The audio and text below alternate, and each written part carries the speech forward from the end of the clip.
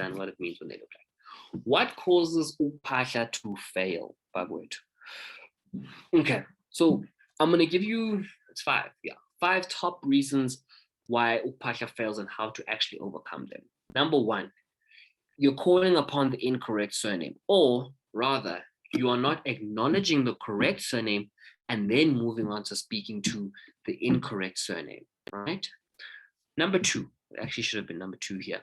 You're not specific enough, right? So you can't, a lot of the times people end here, or they'll call kids, right? They'll call the clan names and they'll go straight to their grandmother, who's their spirit animal, or their spirit guide, okay? And they'll call upon them. What you need to do is clan name, what group or what house, what subsidiary of the group, and then go and speak to your grandmother or grandfather. In the instance of the last question that we got with colored people and only know about 5 generations back, you'd start with as far back as you can go.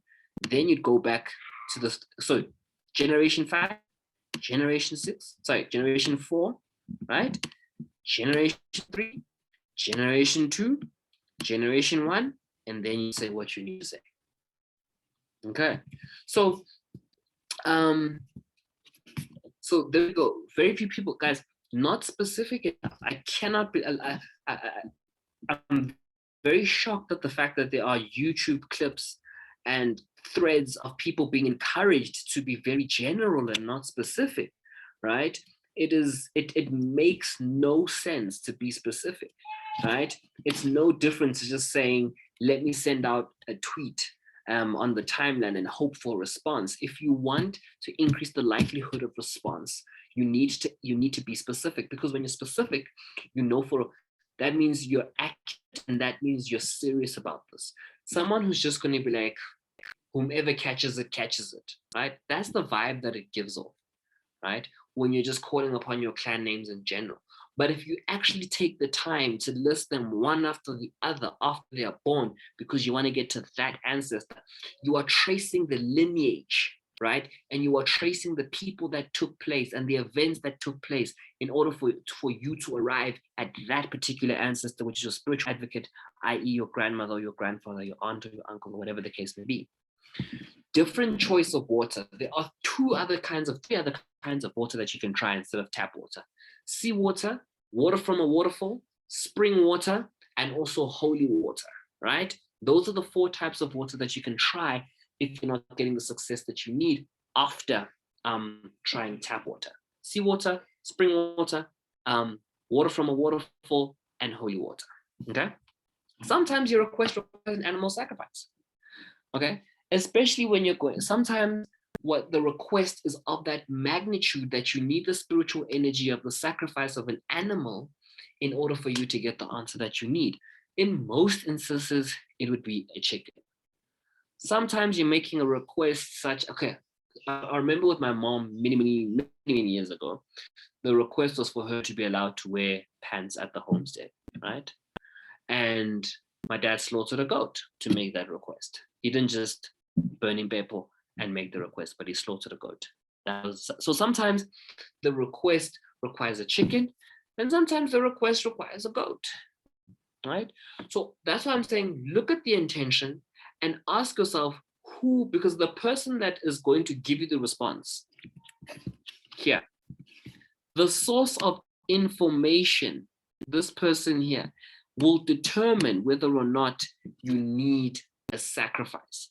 As if the source is unknown, then you will most likely need a sacrifice, because you need that spiritual energy for the unknown individual to communicate and speak to you. You don't know who they are, right? I want to end with the cleansing part. You need imbelego. So some of you have not been introduced to your ancestors, or you've been introduced to the wrong ancestors, right? Where is your spiritual cord, spiritual umbilical cord tied to? If you haven't got that, then the connection isn't actually there, right? And when you speak, they are struggling to identify this person that is speaking to them. The voice sounds familiar, but they can't really pin it down as to who this person that is speaking to. But if I'm carrying an ID from the Mkizes because I've got an umbilical cord at the which is tied to Umsamwaga Mkize, right?